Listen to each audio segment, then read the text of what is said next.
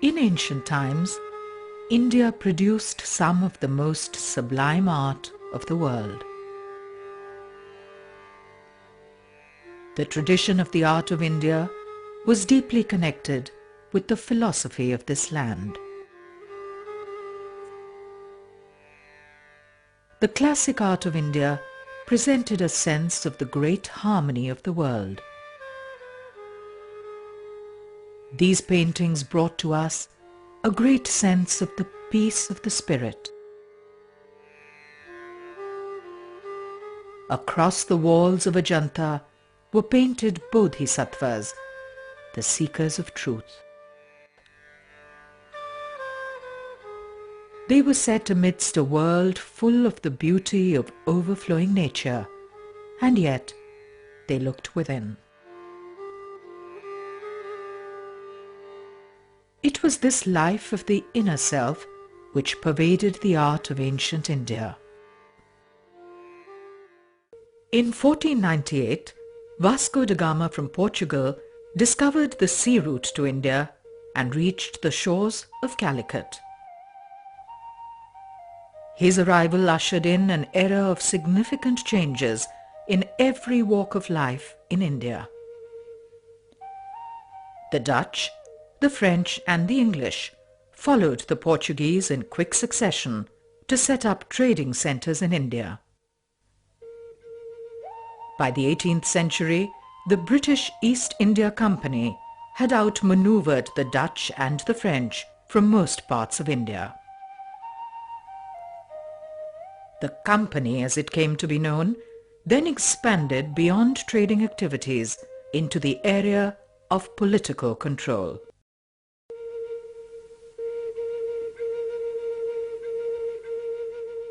There was an influx of Europeans in India. They came as merchants and officials, as well as travellers and adventurers. Legends and myths surrounding India seemed to come alive for them when they reached Indian shores.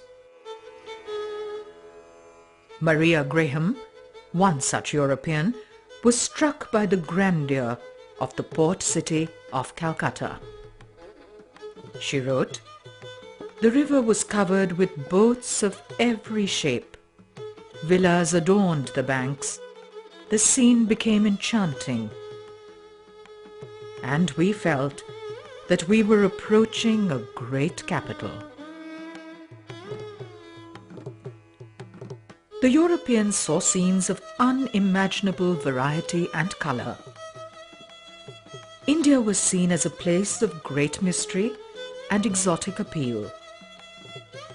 The great diversity of costumes and occupations fascinated the Europeans, who wanted to carry back with them some of the native flavour of this land.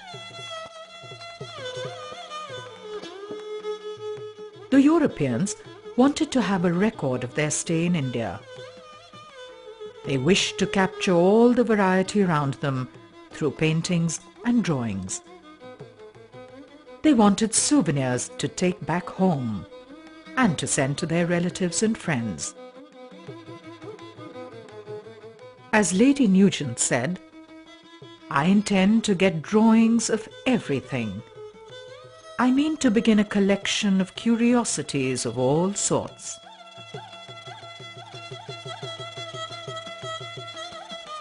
Paintings which were made by Indian artists for European patrons, who were usually related in some way to the East India Company, have come to be called company paintings. They have a distinct character which sets them apart from all other schools of painting in India.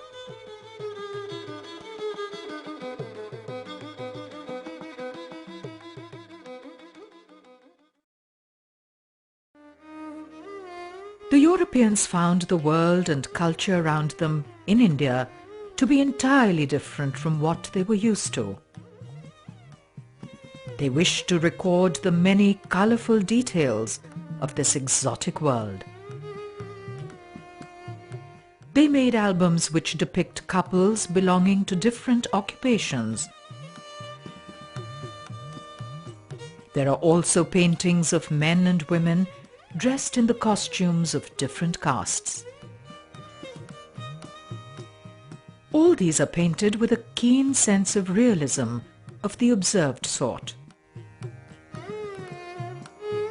There is an emphasis on light and shade in the manner of European watercolor paintings. There are many vivid depictions of Indian festivals and temples thronging with colorful crowds.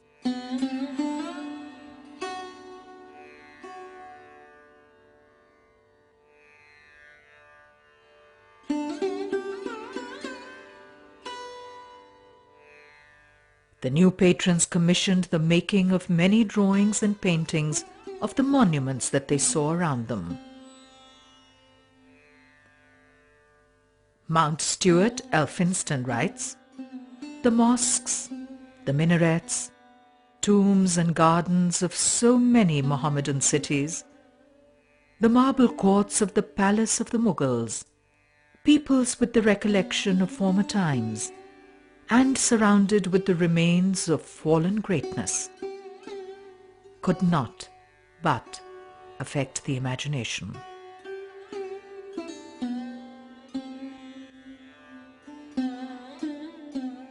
These images of a bygone era are a valuable and interesting record.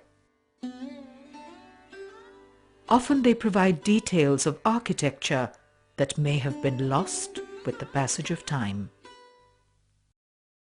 The paintings made during the Company period reflect the changes that were shaping the political, economic, and social history of India at that time.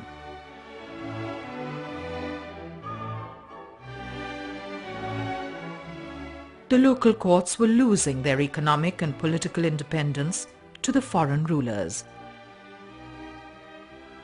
Artists who had till then enjoyed a position of prestige and patronage in the courts were now forced to look for new patrons and buyers for their sustenance.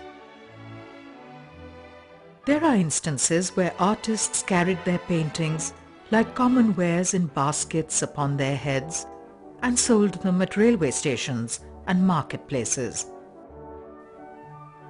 Naturally, they adapted their talents and manner of working to suit the tastes of the new patrons. The school of painting that thus emerged was quite different from any in the past, not only in technique, but also in spirit.